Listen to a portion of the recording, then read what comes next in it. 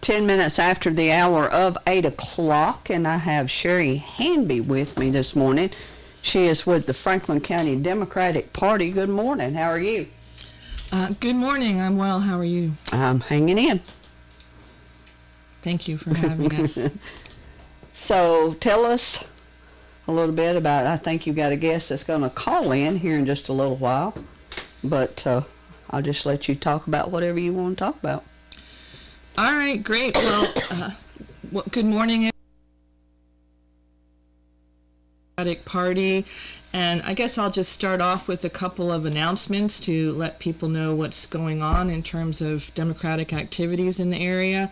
This weekend is actually a big weekend for Democrats in Tennessee. We're hosting the Take Back Tennessee Summit on Saturday, April 2nd and Sunday, April 3rd in Murfreesboro. It's going to be in the Student Union building of MTSU.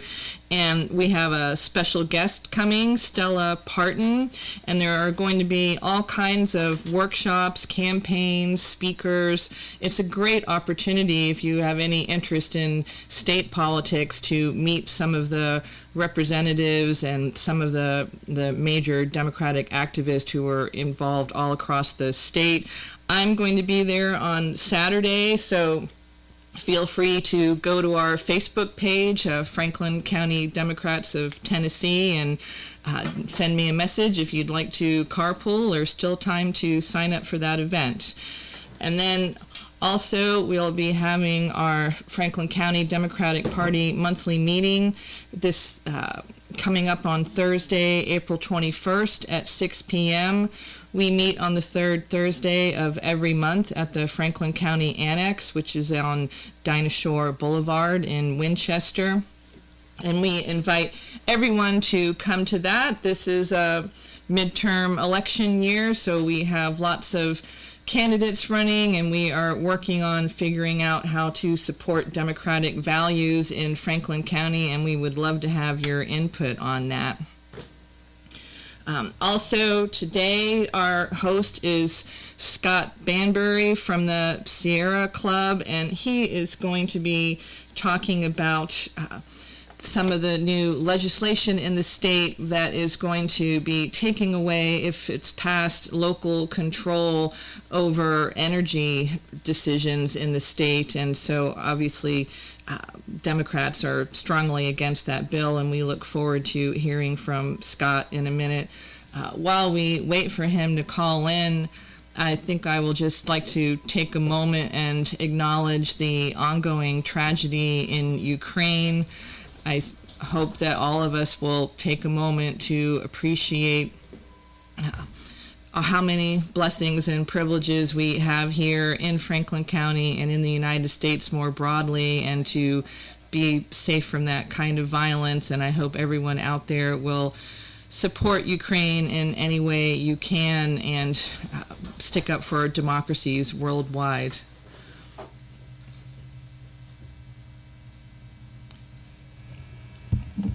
Good morning, caller. Good morning. Is this Sherry? She is here. Well, this is Scott Banbury with the Sierra Club. Hi, Scott. I'm Sherry. It is great to meet you, sort of, over the radio this morning. We are thrilled to have you join us this morning. I was wondering if you could start off by just telling us a little bit about yourself, your role at the Sierra Club, and the work that you all are doing right now. Well, I am a 51-year-old avid environmentalist. I've been working on these things since 1985. I'm the parent of two wonderful children, one of which is about to graduate from college, and she's already gotten her first job working for Congressman Steve Cohen down in Memphis. I'm super proud of her for that. Nice. And my son Cade is in his third year at University of Memphis and has become somewhat of a metal artist in Memphis while he's going to school. So he's doing a lot of the public art sculptures that involve metal work down in Memphis. I'm married to a beautiful woman, Amy, who's a midwife. So she delivers people's babies in their homes around West Tennessee.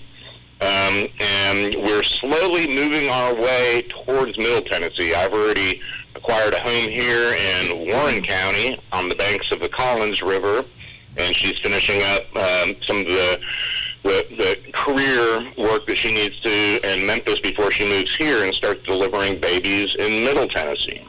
Oh, wonderful. Did I go too long there, Sherry? I'm sorry. Not at all. No, that's wonderful to hear. So with the Sierra Club, I've been a volunteer with the Sierra Club since 1985, and then here in Tennessee since 1995, I was a volunteer leader. We never had any employees at all. We just had really awesome people across the state of Tennessee working to protect our environment, and eventually we decided that we needed to have a full-time organizer and a lobbyist in Nashville, and so in 2014, they made me give up my woodworking business and become a full-time environmentalist. Wow, that's quite a trajectory, and it's great to see the Sierra Club making that investment here in Tennessee. So tell us a little bit about what a full-time environmentalist does. I think that's probably not a familiar job to not to me, and perhaps not to some of our listeners. Well, so, different environmentalists do different things. My main job in Tennessee during the months that the General Assembly is in session is to make sure that we are either passing good laws that work to protect our air and our water and our wild places, or defending against bad laws. Unfortunately, in recent years, I've spent more time defending against bad laws.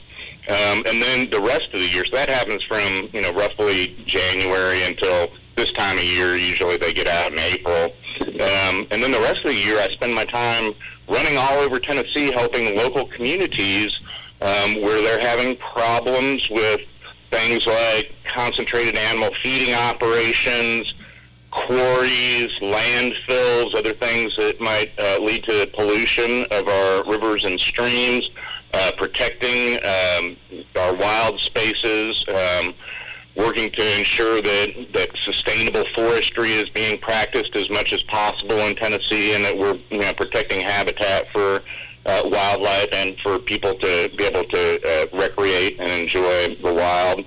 And so the two kind of mesh up. I'm working with local communities on things most of the year, and then those same issues arise when we're actually dealing with the law here in Tennessee in the General Assembly.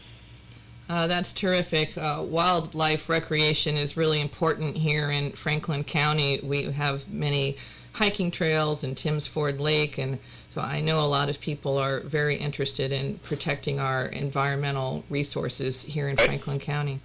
And I just got to brag on y'all. For years, I've worked with John Evans at Sewanee to apply the science to conservation and make sure that the decision makers understand what is at stake when decisions are made in regards to managing, in John's case, our forests. That's terrific. Yeah, we are so happy to have a resource like John here in Franklin County to help us with things like forest management. But let's shift to one of the topics that's capturing quite a lot of news in Tennessee more broadly. Can you tell us about SB 2077 and HB 2246 that are currently making their way through the state legislature? Oh, I'm happy to. So the legislation was introduced, as all bills must be introduced, back in February. But when it was introduced, it was presented as being a call for a study to be done by the Tennessee Department of Economic Community Development on energy infrastructure in Tennessee. And I've got to say, this is something that happens in Tennessee a lot. Legislation will be introduced with language that has nothing to do really with what the bill is intended to be eventually.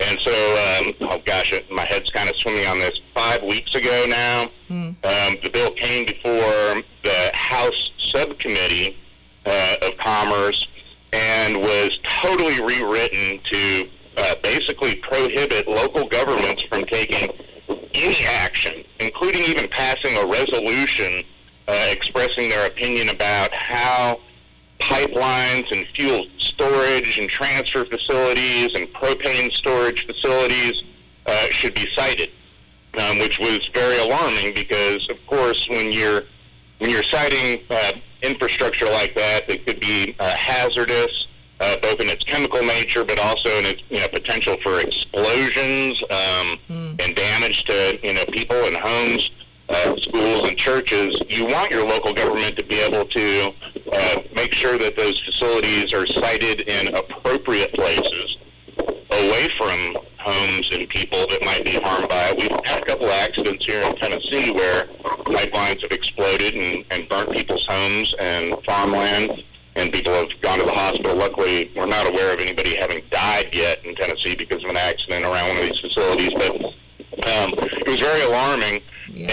And unfortunately, the way our system works, the public, and maybe more importantly, the media, can't see amendments like that when they log into the state's website for the legislature until it's passed by a full committee. So it falls on somebody like myself, and I've got the help of a couple of friendly legislators for us to get the amendment out to the public and to the media. That won't show up in the permanent record until it's passed by the full committee in the House or the full committee in the Senate. So it's kind of a trick because we want to reach out to people that are local legislators and let them know that it's going on. But sometimes they don't trust that our information is accurate because when they log into the website, it's not there. And so we've managed to get this bill amended 3 times really now. We got protections put in for local communities to be able to protect their drinking water sources. So they are able, under Tennessee law, to identify wellhead protection areas if they're getting their water from the ground, or protect, drinking water intakes if they're getting it from rivers.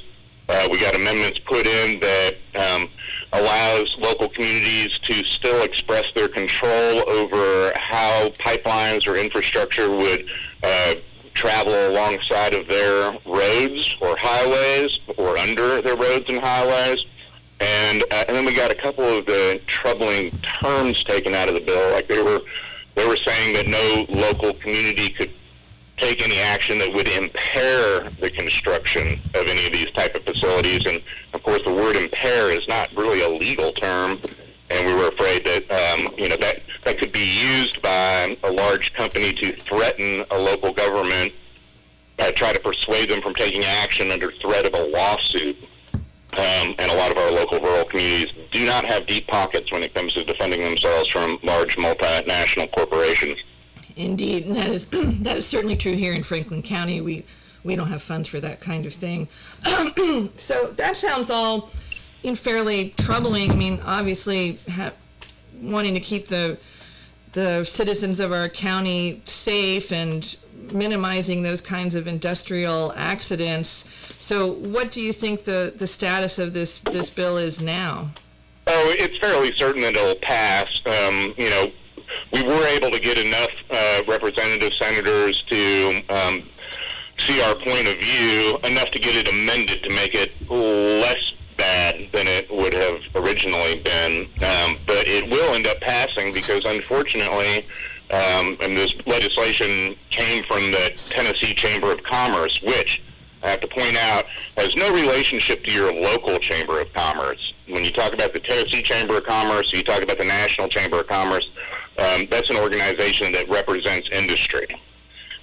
Whereas your local Chamber of Commerce is looking after, the little shops in your downtown area and, right, encouraging tourism and whatnot. So this came from the Chamber of Commerce, and it also came from the association that represents gas stations and convenience stores. And that's kind of the other hook here, is that in a lot of places, probably mainly your larger metro areas, but also you can see it happening in Franklin County, your local government wants to make decisions about where gas stations are sited relative to, proximity to homes and schools and whatnot. And in many cases, we've got laws that say places that sell beer can't be closer than 100 or 1,500 feet from a school or a church. And some communities have also applied that to gas stations. This bill would undermine that ability of local government to make decisions about where gas stations are. So those are pretty powerful lobbies, and unfortunately, those powerful lobbies are able to hire many lobbyists, oftentimes from different firms at the same time, to create the impression that there are multiple constituencies in favor of the bill, whereas people like the Sierra Club, we can only afford to hire one person, and I'm not a high-powered lawyer from a big law firm, so and we don't really give a whole lot of money to candidates when they run. We tend to support them on a grassroots level when we make our endorsements. So the bill is going to go through, but it's interesting. Like Janice Bowling actually chose to vote against it in committee. We'll see, or on the Senate floor. And I believe I was asked what Representative Rutter's position was, and we don't really know now because she doesn't serve on any of the committees that it's gone through. We have heard word back from some of our constituents that she has expressed concerns about the bill, but hasn't taken a position on it yet. But it's likely it's got to go to Finance, Ways, and Means for a quick check on what kind of costs it might incur to the state.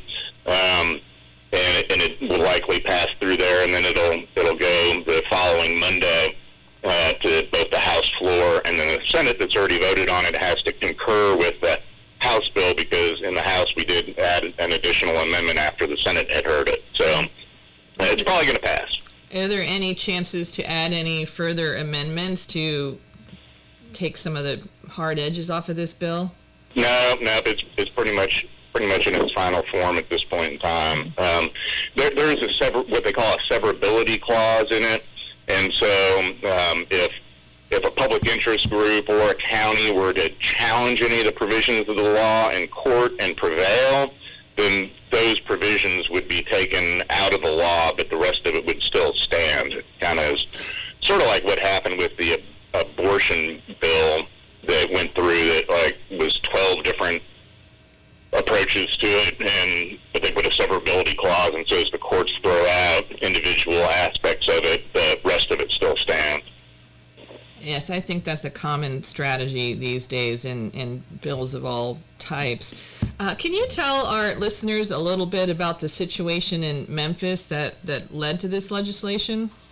So in Memphis, and it's actually a two-part process.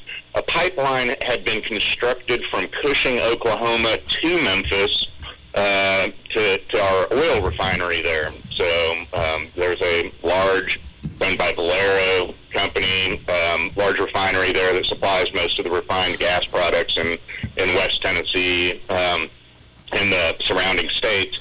And they built the pipeline really much larger than was needed just to deliver oil to that refinery. So we knew that something else was afoot. And what was afoot was we've got several pipelines running, basically north to south, from Patoka, Illinois to the Gulf Coast through West Tennessee. Unfortunately, right on top of the recharge area for the Memphis Sands Aquifer, which provides drinking water to 1.5 million people in West Tennessee. And those pipelines, while originally built to carry crude oil from the Gulf to refineries in the Midwest, most of them have now been reversed to carry oil either from the Dakotas or, in this case in Memphis, the oil is coming from the Permian Basin in West Texas to the Gulf, largely for export. A lot of people don't know that in the United States, refineries made kind of a bad bet in the early 2000s and tooled up or engineered their plants to refine heavier crudes, the kind of crudes that we would get from places like Venezuela or Saudi Arabia or Russia. And when we really got into fracking for oil and natural gas in like 2010, and that whole industry took off, the fracked oil is a sweet light crude that our refineries, or not very many of our refineries, are engineered to refine. And so a lot of that now is just getting put on ships and sent to other countries. Ever since the the export ban for crude oil got lifted under the Obama administration. So I just want people to know that when you hear about, oh my gosh, we shouldn't be dependent on foreign oil. It's not that we're dependent on foreign oil. We're still a net exporter of oil. It's that the refineries here in the United States aren't set up to refine the kinds of oil that are coming from the United States right now. I did not know that. So in terms of what was going on in Memphis, Oh, sorry, I got off track there. So a year and a half after that pipeline from Cushing to Memphis went into service, they then stated that their intention was to extend that pipeline through Memphis and parts of North Mississippi to one of these large pipelines that then goes to the Gulf of Mexico. Mm-hmm. And the path of that pipeline would, have gone right across one of the biggest well fields in Memphis. We get all our water from the Memphis Sands, beautiful, clean water, probably the cleanest water in the country. It would go straight across that well field, and then would also go through several low-income African-American communities, one in particular, Boxtown, which was one of the first black communities established after the Civil War, when former slaves came to the big city to pursue their fortunes. It's called Boxtown because a lot of the houses were actually built from boxcars, and the community just rose up and said they didn't want any part of this. The company was kind of running roughshod over people, threatening them with eminent domain, like, hey, either let us put this through your front yard, in very close proximity to homes. Some of the locations, it was like 10 feet from their front step. Wow. And threatening to use eminent domain. And so we fought back on the eminent domain cause, and we're about to win on that. And we fought back, about the water, potential water impacts. But when it became clear to the company that we were probably going to prevail in Chancery Court regarding their use of eminent domain, the company withdrew the project. Subsequently, we passed legislation in Memphis to protect our wellhead areas from this type of infrastructure, and we passed a law to enforce the city's authority over crossing of our public roadways. And then in the county level, we passed a bill that would require a 1,500-foot setback for any of these type of facilities. That was after the company had quit the project, but then this year, this bill comes along that basically at first wanted to take all of those laws away from us. Again, we've now protected the wellhead and the public road crossings, parts of our work in Memphis, but this legislation would basically throw out that county ordinance for the 1,500-foot setback. Those all seem like really basic and reasonable safety precautions. You would think. And the other thing is that in the city of Memphis, we have been looking hard at how many gas stations we need to have in any particular area. Like, do you really need to have 3 gas stations at one intersection? Or shouldn't we be developing other, retail and services, at those commercial intersections? So, and that would also be thrown out still by this bill. We were not able to get amendments in to protect that kind of restriction on gasoline station siting. So it would seem that usually Republicans are always in favor of local control, and this would seem to go against a basic Republican principle. What are your thoughts on that? That is a professed, ideology, core tenet of the Republican Party, but I'm going to tell you that my experience is that that's rarely carried out. If they don't like something being regulated locally, like if it's laws that have to do with like fair housing, living wages, protection of civil liberties, protection of LGBTQ rights, and the local cities pass laws like that, the Republicans in Nashville are really quick to overturn them or preempt them. make it to where the local communities can't have that local control. Another example is impact fees. And so in a lot of our rapidly developing areas around Nashville, and to some extent Chattanooga and Knoxville, some counties, this year Murray County was trying to put themselves in a place to have an impact fee on new development to pay for education costs that were coming with so many people moving to their county, and they were denied.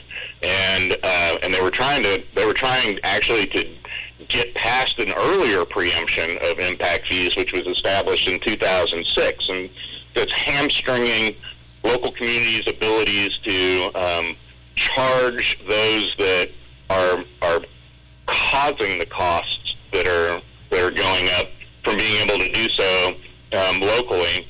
And it's a huge problem. So Murray County is almost undoubtedly going to have to raise its property taxes on everybody, even the people who have been living there, for multiple generations, to pay for the cost of the new people coming.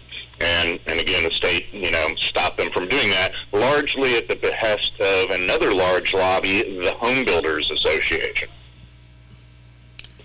Yeah, lobbies fighting lobbies. Yeah, that's classic. Well, I really appreciate all that information. I think that's a complicated situation in terms of what's going on. It's not the kind of thing that's easily expressed in a soundbite, right? Like what's going on with this bill. So I really appreciate you walking us through all that, because that is the kind of legislation that does have real impact in people's neighborhoods and hometowns. But for our last few minutes, I would love to shift gears a little bit and just to think about Franklin County and from the Sierra Club's point of view, I would love any insight or guidance you can offer about what we can do locally, or what either our local councils can do, or our mayor, or what even like individual citizens or neighborhoods can do to protect the environment. Well, I think one of the important issues that's coming up, and it's a huge opportunity right now, is making sure that you have adequate wastewater treatment facilities available to people. So it used to be like in a rural county, a lot of people on septic systems. Right. Sure, they're like little farms, small properties away from mainline utilities. But expanding, I think you've got a combined stormwater and sewer treatment system. That's my understanding of how you guys do things there. Expanding that to treat any waste that's coming from new developments is important, because otherwise we're seeing huge subdivisions getting built, all running on like a drip disposal system. So everybody's got a septic tank, and as they settle and overflow, it then gets dripped out into some acres of land and absorbed into the soil. But as you know, we've got a lot of limestone, karst, sandstone with caves running underneath of us and dripping wastewater into the soil doesn't always work right. The idea is that you're supposed to have bacteria eating, any of the leftover organic materials and whatnot.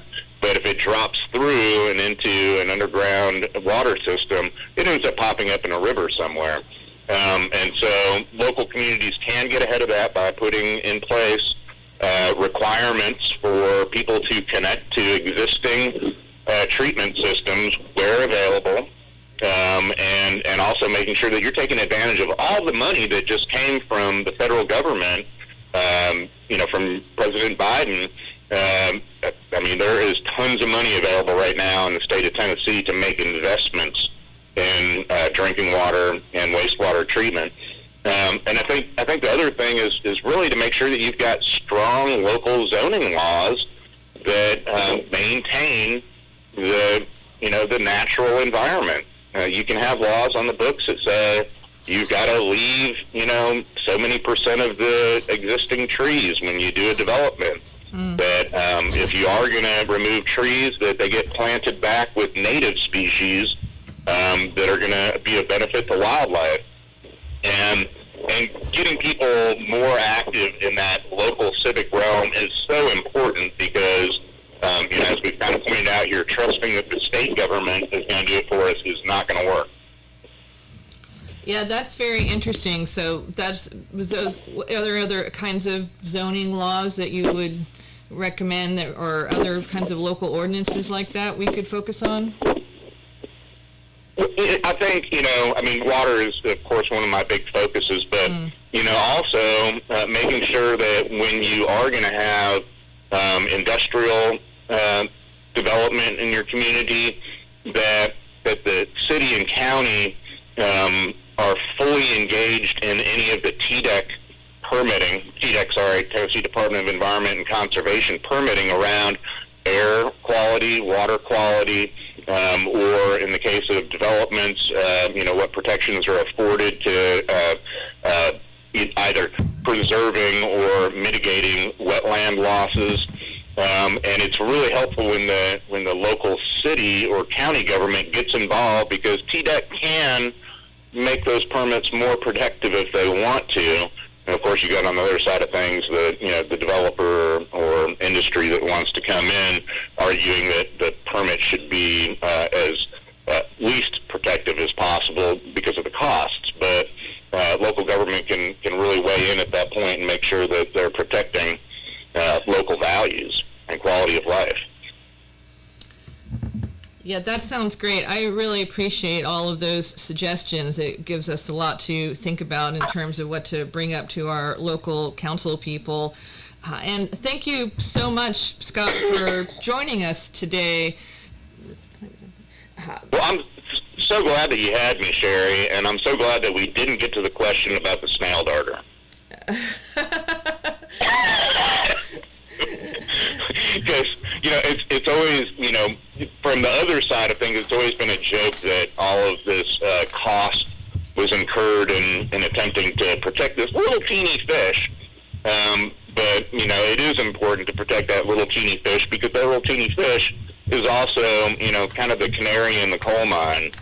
And that case was really important. It was big news here in Tennessee for a long time, but it really established that Congress's original intent around the Endangered Species Act was to put this very, heavy importance on protecting different species of wildlife. And the Endangered Species Act has been a huge success, really. And even in the case of the snail darter, because so many efforts were made to support the other populations besides those at the Tellico Dam, that species has been delisted as endangered. It's now still threatened, I believe, but it's a success story.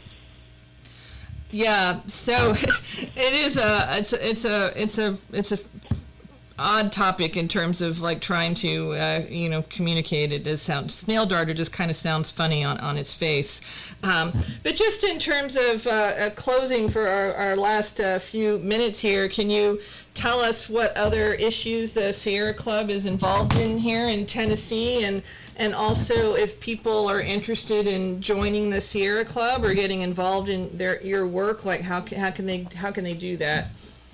Okay, so, beyond our work to protect water and air and wild spaces, we're also very heavily involved in energy policy and encouraging everybody that we can to move to renewables, getting the big companies to actually reach out to TVA and say, we want our power coming from solar or wind, truly renewable sources, and to, pull back from the dirty fossil fuels. And we've been very successful in that. Sierra Club lawsuit, threatened lawsuit back in 2005 resulted in being taken over. The lawsuit got taken over by the EPA, resulted in a consent decree that led TVA to shuttering most of its coal plants in Tennessee.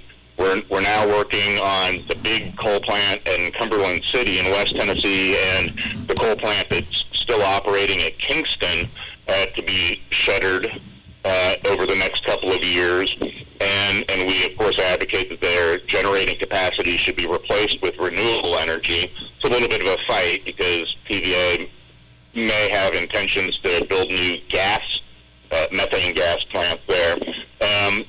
And also encouraging the adoption of electric vehicles. So many of our members are working with local school boards to buy electric buses, working with their municipal transportation systems to invest in electric buses, county and municipal car fleets. Let's make them be electric. They're lower maintenance and they last longer and cost less in the long run. And to your final point, if people want to get involved with the Sierra Club, we try to make it as easy as possible. It's SierraClub.org/Tennessee. People can go to our website, and if they scroll down on the right-hand side, there'll be a button to join. If folks join from that link on that website, SierraClub.org/Tennessee, all of the money that they pay in dues, which isn't that much. I mean, it goes from like $15 and up. All that money will stay here in Tennessee to help pay for my work, but also support all of the volunteer work. And we have dozens and dozens of dedicated people in the state that are probably giving almost full time to the Sierra Club. A lot of them are retirees, to make sure that we're looking after the, beautiful, rich biodiversity and ecology that we have here in Tennessee. Yeah, Tennessee is a beautiful state. So if people wanted to volunteer, like what sort of activities can they get involved with at the Sierra Club? We do everything from, outings. So we've got outings groups that are taking people on hikes to experience the beauty of Tennessee. We've got people that are working at that local government level to, encourage their city and county governments to do the right thing, to encourage their local power companies to do the right thing and start moving towards renewable energy. We've got people that are working on public health issues. We helped drive legislation a few years ago that required testing of school drinking water sources for lead, and required schools to replace any of the fixtures that did have, lead components in them that might have been, exposing children to lead, which no lead is good lead. Right. Was that a problem in Tennessee? Were there a lot of fixtures that tested positive for lead? Yeah, it's primarily in any schools that were built, I believe, before 1978. And so there was still a lot of lead being used in the solder and the joints and fixtures in the plumbing system. And yeah, a lot of it showed up. Again, particularly in older schools, but as you know, we've got a lot of older schools in Tennessee. Indeed. And so it's a slow process, but taking them out of service is the first step. Just not letting kids drink out of a drinking fountain that has lead coming out of it. Actually digging into the school's plumbing and replacing components is a little bit lengthier process, and there's some cost involved with it, but eventually we want to expand that to daycare centers, to other public institutions, and eventually, hopefully, come up with a program that can help people address it in their own homes in a meaningful way. It's a lot of your older houses have lead fixtures in them. Unfortunately, that's all on the homeowner. And I think you had a question there about lead water testing. Yeah. I do want to touch on that real quickly. Sure. You should be able to work with your local water utility to get your water tested if you're suspicious at all. And then you can reach out to your local health department or county public works, and they'll let you know who in the area provides drinking water testing services. And that's particularly important for people that might be on their own wells or spring water. You actually have to go to a private company, and your health department should be able to help you identify what constituents you want to get tested. But that's important, that people understand that they might not be aware that something, did happen in the past or is happening somewhere near them and somehow migrating towards where their wells are drawing from. So.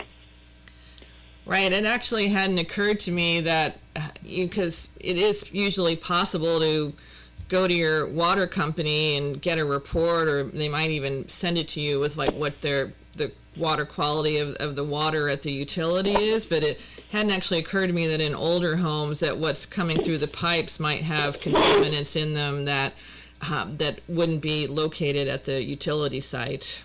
If your utility company is going to be, testing at various points within their system, right, and that report should be available to you publicly because they have to report it to the state of Tennessee and the EPA every 2 years, I believe. But the place where you might see contamination coming is that their system could be clean all the way to your water meter. But as soon as it's on your side of the water meter, that's your responsibility, and there could be things going on in your own home that you're not aware of. And so what would you recommend to people who might have old lead pipes? Is that they just need to completely pull those out, or are there a filter they could put on their faucet, or what are the options for that? Put filters in line, or a big filter in line with your whole system, or at places where you're actually drawing drinking water from. And that's one solution. The better solution is eventually replacing things.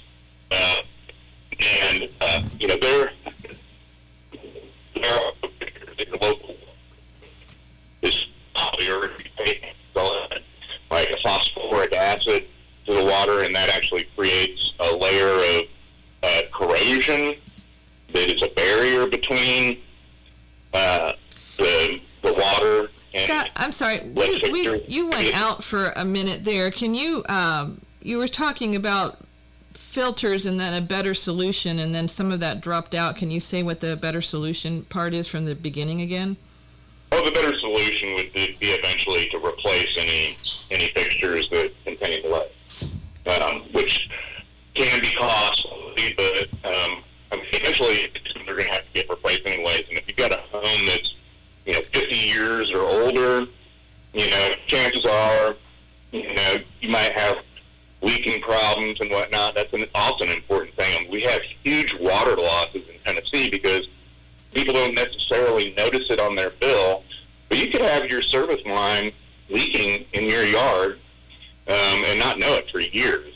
And so eventually replacing things is the best solution, but in the meantime, if you were to test positive for lead, putting in a filter would be the immediate solution. Great. And so we're coming up to the end of our time here. So are there any other final thoughts, or are there any other calls to action that you can offer to people? I wonder if are you a fan of initiatives like No Mow May or other things like that people can do in their own homes to help the environment? Well, I think the biggest issue that we're looking at right now is our waste issues. Our society has gotten so addicted to buying things online and buying things in bulk. And, I can remember when I was a kid collecting Pepsi bottles and taking them to the local grocery store so that they could get washed and reused. But, of course, that's not happening anymore, and we just are a very consuming society. And so I think that the first thing that everybody could do in their own homes is figure out how they could get by with less plastic bags and, plastic packaging, bubble material, and we just have become such a plastic society. And, of course, that ends up in our rivers and in our drinking water eventually as it breaks down. And I think that's the biggest thing that everybody could do, is just reduce their consumption of disposable packaging and drink containers and whatnot. And by the way, that's another thing they preempted us from. We were moving in Memphis towards a ban on plastic bags. It's a freebie handout at stores, and Nashville was moving towards banning styrofoam throughout Davidson County, and the state preempted us from doing it. They said no local government can put any kind of restriction or ban on single-use packaging materials. terrible. Plastic bags are my bane, because here on the Collins River, when I take my 3-mile kayak ride from my front yard to my backyard, I invariably collect dozens of plastic bags that are snagged in the trees along the river. Yeah, I saw a study recently that microplastics have now been detected in human blood, so it's like literally getting inside of us because it's just, we're so saturated with it.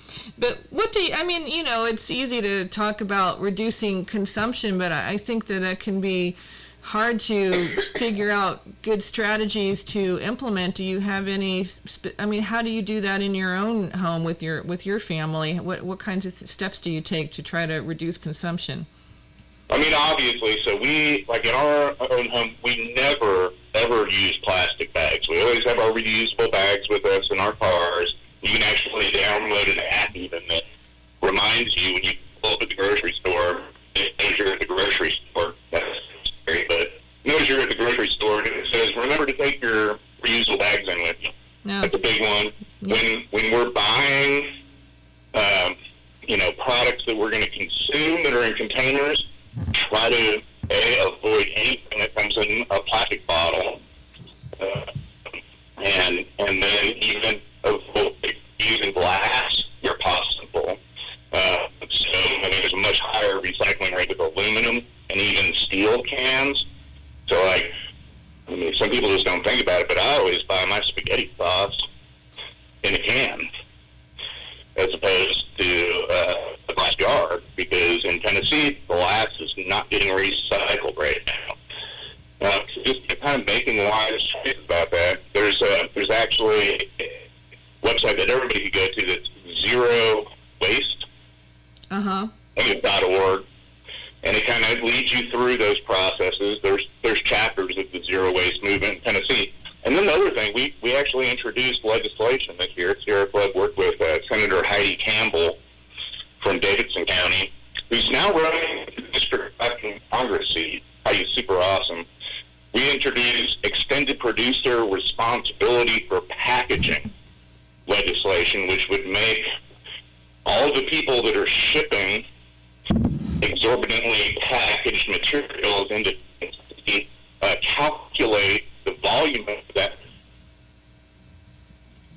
not really a tax, but fee, into a fund that would then be distributed to all of our counties and municipalities to help support their solid waste programs. And so it does two things. One, a big company like Amazon, say, that's shipping stuff into us, is going to take steps to reduce their packaging so that they don't have to pay as high a fee. And then the money is government, so that as taxpayers aren't bearing the costs of the packaging that they have created and sent to us. It also makes larger companies think about making their packaging out of recycled materials, because they would get a credit for that. So there are the state of Maine and the state of Oregon. New Jersey's about to pass. It'll probably take us a while to get it passed here in Tennessee, but if we're all working with our local governments, we can get our county commissions to pass resolutions in support of that, so that as that legislation moves through, our elected representatives and senators know that they've got support for it from their local communities. All right, yeah, that sounds great. I think working on businesses as well as thinking about what we can do is definitely the way to go. So again, Scott, I just want to thank you so much for taking the time to talk to us today. That was a fascinating conversation, and I learned a lot, and I hope that our listeners did as well. And we wish you the best of luck with this cycle of the legislature and with your future work. Awesome. Thank you so much, Sherry. It's been a pleasure. You can have me back anytime you want to if I don't bore you too bad. We will be sure to do that. All right. Thank you so much, Scott.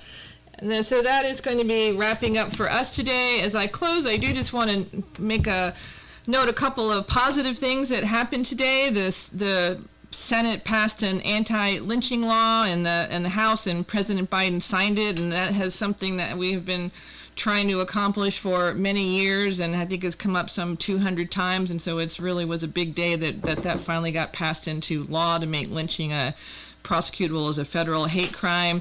And it looks like Judge Ketanji Jackson is going to have the votes when Susan Collins, the senator from Maine, said that she would support her, and so did Joe Manchin. It looks like she's going to have the votes to become our next Supreme Court justice, so that's another really great and positive note to take us through our day. And with that, I will turn it back over.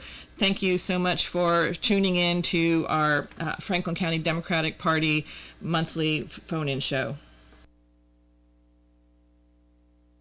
Memphis police arresting a man this week they say embezzled thousands of dollars from his former employer. Police say Justin Cathy worked at a loan company on 3rd Street where he created fraudulent loans over a period of 2 weeks last year. He ended up embezzling $45,000. Cathy is facing several charges. 2 people are facing charges after breaking into a storage unit. Nashville police say it happened back in February on Brick Church Pike, and this week NPD arresting 36-year-old Amy Acosta and 40-year-old Brandon Cannon. Both are facing felony burglary charges. Nashville area kindergarten students at Primrose School locations in Brentwood and Midtown are raising money to help the children of Ukraine. A spokesperson with the school saying students have been hard at work making and selling yellow and blue bracelets to earn money to donate, collecting over $1,000 so far. I'm Rob Carpenter. Number 1 for news from across the state. This is the Tennessee Radio Network. Parkinson's disease is a neurological movement disorder affecting an estimated 1 million Americans, including many under age 40. It has no cure. Parkinson's is not limited to how a person moves. It can also cause symptoms like depression, fatigue, and impaired speech. Today, there is a new diagnosis every 9 minutes, though Parkinson's can be present for years before being diagnosed. The American Parkinson Disease Association is the largest grassroots network in the United States, working to help